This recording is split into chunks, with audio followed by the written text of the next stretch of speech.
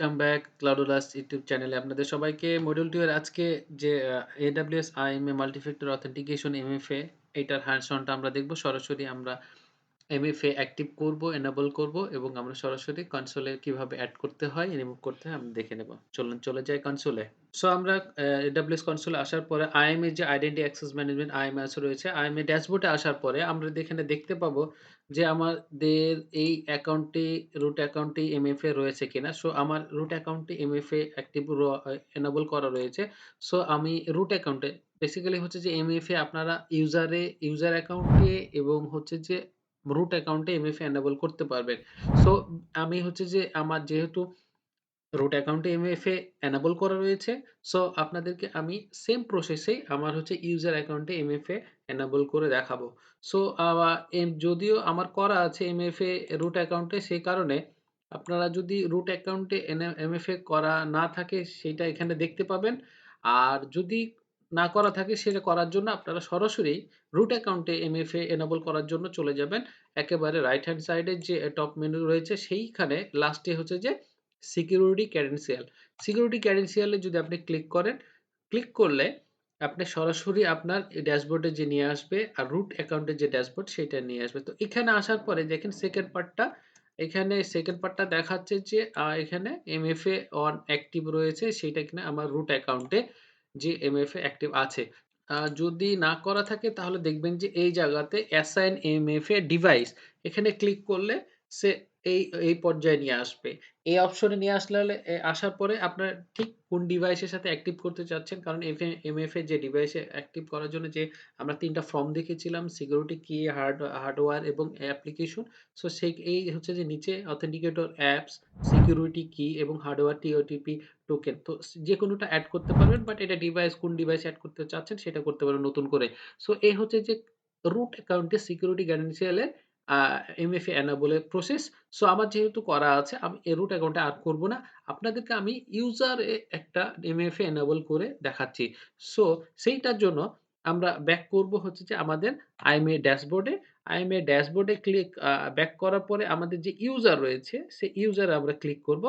So ইউজারে আসার পরে আপনারা দেখতে পারবেন ইউজার যে ড্যাশবোর্ড রয়েছে সেখানে আপনারা সুন্দর মতো দেখতে পাবেন যে MFA একটা পার্ট আছে যে আমার কয়টা ইউজার রয়েছে এবং কোন ইউজারে MFA অ্যাক্টিভ রয়েছে কি নাই। সো এখানে আমার ২ টা ইউজার রয়েছে যেখানে কিনা MFA কোনটাতে অ্যাক্টিভ নাই।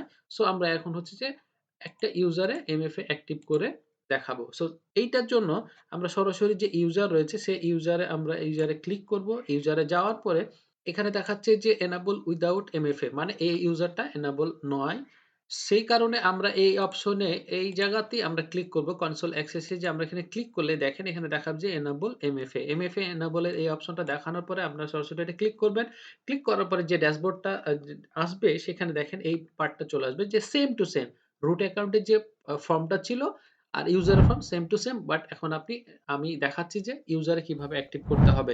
সো এখানে আসার পরে যে আমার ফোন রয়েছে সেই ফোনের আমি নামটা দিব বা আমি যেকোনো আপনারা নাম দিতে পারেন, ডিভাইস নেম দিতে পারেন, যে ট্যাব, আইপ্যাড যেকোনো মোবাইল ফোনে আপনার যে অ্যাপসটা যেখানে রয়েছে, যেহেতু আমি অ্যাপসে করব, আমি সিকিউরিটি কিও করব না এবং হার্ডওয়্যার করব না। এই ডিটেইলস গুলো আপনাদেরকে আগেই বলেছি। সো আমি অ্যাপসের যেহেতু মাধ্যমে আমি অ্যান্ড্রয়েড অ্যাপস ইউজ করব, সেই অ্যান্ড্রয়েড অ্যাপস এর মাধ্যমে আমি করে থাকবো। সো আমি এই ক্ষেত্রে ইউজ করব আমি হচ্ছে যে Google অথেন্টিকেটর। সো এই Google Authenticator এ যেভাবে অ্যাপসটা MFA টা এনেবল করব সেইটা প্রসেসটা পুরাটা দেখায় দিচ্ছি। সো এখানে আমি আমার মাই ভিএম আমি জাস্ট এনেবল আমি নেম দিলাম, যে ডিভাইস নেম দিলাম যে আমি এই ডিভাইসে আমি এই করতে চাই। সো এইটা দেওয়ার পরে এখানে দেখেন আপনি ডিভাইসে যেকোনো নেম দিতে পারেন আপনার আইডেন্টিফাই এর জন্য।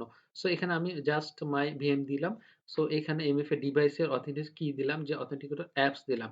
সো এখানে দেওয়ার পরে আমি নেক্সট এ যাব। নেক্সট এ যাওয়ার পরে এখানে দেখেন আপনাকে একটু ওয়েট করতে হবে।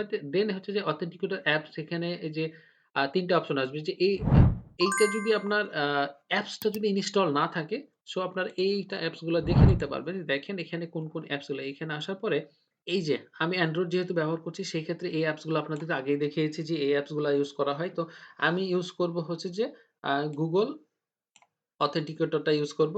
সো এই ইউজটা করার জন্য আমার ইনস্টল অলরেডি করা আছে যেহেতু, সেহেতু আমি সরাসরি আমার ফোনে চলে যাবো। এখানে অপশন আছে শো কিউআর দিবে। শো সিক্রেট কি এখানে শো করবে। তারপরে এখানে এমএফ এর কোড ২ টা হবে যেটা কিনা ২ বার আপনি দেওয়ার পরে এড করতে পারবেন। সো সেই ক্ষেত্রে আমি আমার ফোনে চলে যাই। সো আপনারা আপনাদের ফোনে চলে যাওয়ার পরে দেখতে পারেন Google অ্যাপস এ যদি ঢোকেন, ঢোকার পরে আপনাদের ওখানে প্লাস চিহ্ন দিয়ে আপনার যদি প্লাস চিহ্ন দেন, সেখানে দেখাবে যে এ স্ক্যান এ কিউআর কোড বা এন্টার এ সেটআপ কি।